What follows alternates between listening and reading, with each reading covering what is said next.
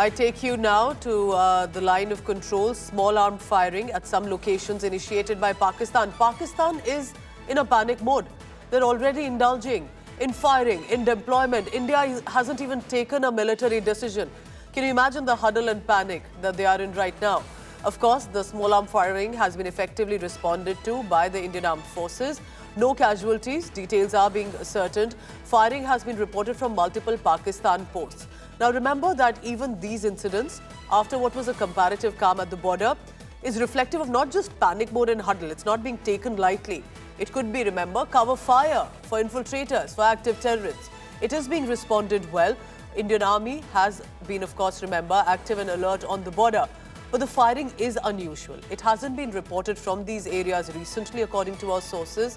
And that also is multiple layers about what Pakistan could have easily focused on their own development, has been busy with what India has been up to.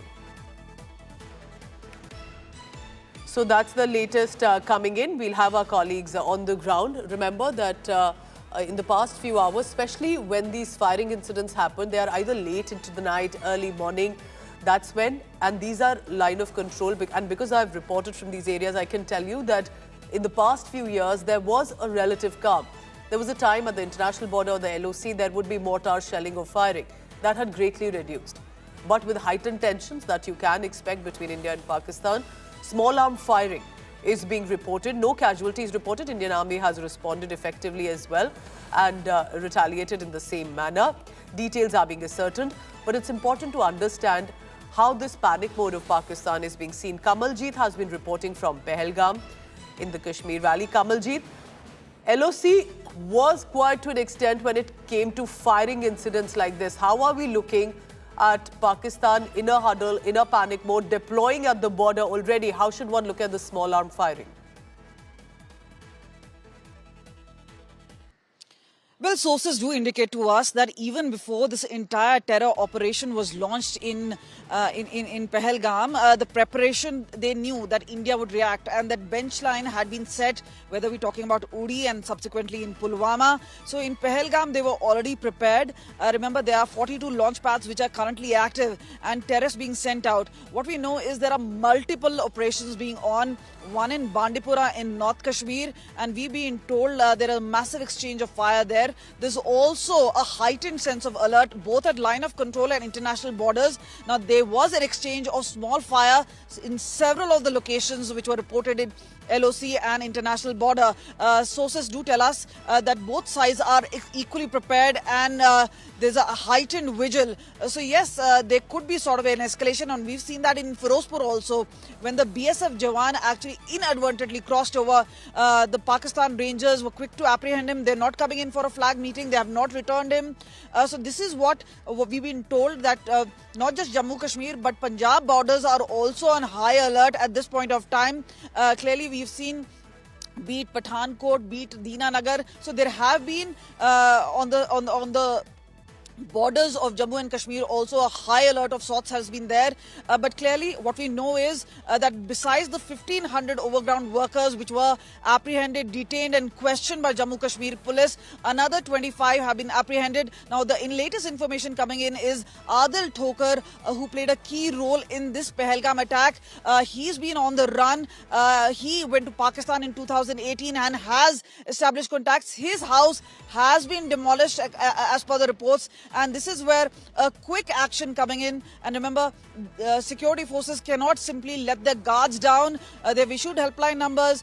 They're assisting the tourists. The tourist police is assisting the tourists. But meanwhile, it's the operations which are extremely. And remember, at this point of time, they've also announced 20 lakh rupees award, especially for somebody giving information, concrete, vital information regarding any of the perpetrators. And thereafter, what we saw in Tangmarg and in Kulgam, there have been operations which have been launched. We've been told it was a close call, and when security forces busted the hideout, the TRF commander just got away in the nick of time. Huge recoveries being made from there. But meanwhile, more about this, elaborate on that. Authorities demolishing the house of this terrorist Adil Sheikh in Tral, which is also in South Kashmir where Pahalgam is, and also identified with different names: Adil Thokar, Adil Guri, of Bijbehara is believed to have played a key role in helping Pakistani terrorists. And that brings in the issue of the local support of OGWs, of sleeper cells, but also about his travel to Pakistan through the Atari-Wagah border.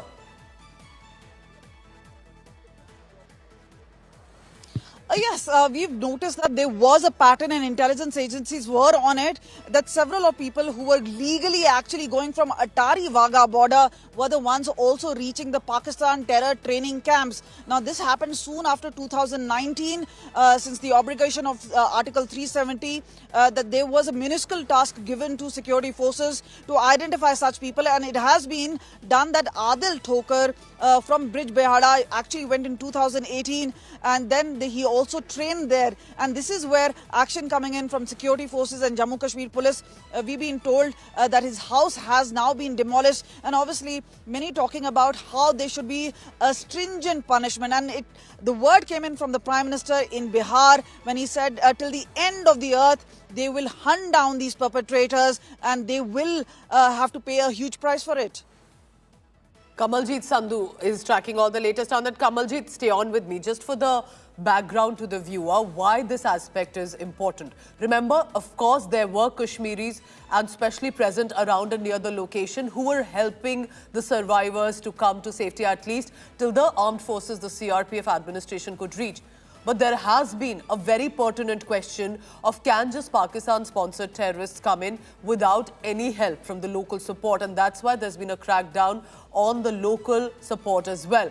One Adil Sheikh, a terrorist belonging from Tral, is, according to what the agencies believe, was in helping and playing a key role, that the agencies believe, helping Pakistani terrorists plan and carry out the attack in which 26 were so brutally murdered.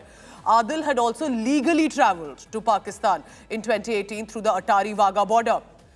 Can we say, Kamaljeet, one of the reasons that the action was also taken to close the Atari border was also because there was information now coming in of what India was permitting as a chance to remove boots on the ground, allow more visas, in many ways were also possibly being misused?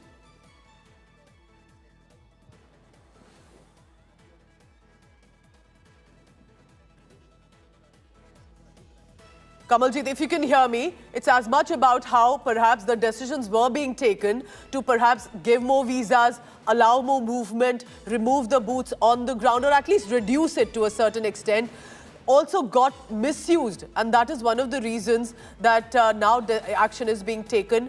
Adil Thokar, Adil Guri of Guri Bijbehara is where this incident, this information is coming in. We have put out the images and details of that on your screens. Kamaljeet, go ahead. So definitely, I told you as earlier that in 2019, after abrogation of Article 370, and even before that, security forces apprehended, intelligence agencies were on it. Even Saeed Ali Shah Gilani was giving in recommendations for some of those. And remember, he's no more now. But this was a modus operandi which was detected. Thereafter, security agencies were on the tip-off as to how many of these were actually going in legally by Atari-Wagah border. They were not using Nepal route. They were not using other routes. They were using the legal route to enter Pakistan, thereafter disappearing into POK, training in terror camps, bringing in that particular sort of information. And they became actually not just the sleeper cells, but overground workers giving vital information across Pakistan to the terror groups. Now, there are several launch pads, and this is where security forces now cracking down on these overground workers. 1,500 or so of them have been taken into custody. They have been questioned. Meanwhile, 25 of them are related directly to this particular Pahalgam attack. So obviously, there is pressure on security forces as well. But meanwhile, Jammu Kashmir police has also announced a reward of 20 lakh rupees. So clearly, there's a modus operandi, and now that the visas are cancelled, there's a reciprocal action. This particular route is obviously going to be very, very close at this point of time, but it's the mounting tensions between the two countries, especially at the line of control at the international borders. It is going to largely affect a whole lot of citizens. One is that a key economic driver, the tourism, has taken a big hit. Correct. People are dismayed, they're shattered. Speaking to several of the shopkeepers who said, you know, they were willing to give blood, they were willing to take the bullet shots. But at this point of time, what is there is some braveheart tourists who continue to be out here. But clearly, the pressure now obviously escalating. The word coming in from the Prime Minister. And it's a reminder. It's a reminder as much, Kamalji, that you're telling us that how even Kashmiris are suffering today is a reminder that Pakistan or Pakistan establishment, their so-called claims of standing in support of Kashmir or Kashmiris, they are no friend of Kashmiris. Today, Kashmiris are as much suffering. It was beginning to thrive as a business for them, as kind of a normalcy life that we have in rest of the India was returning to Kashmir. People were happy. They were welcoming it. And then this happened.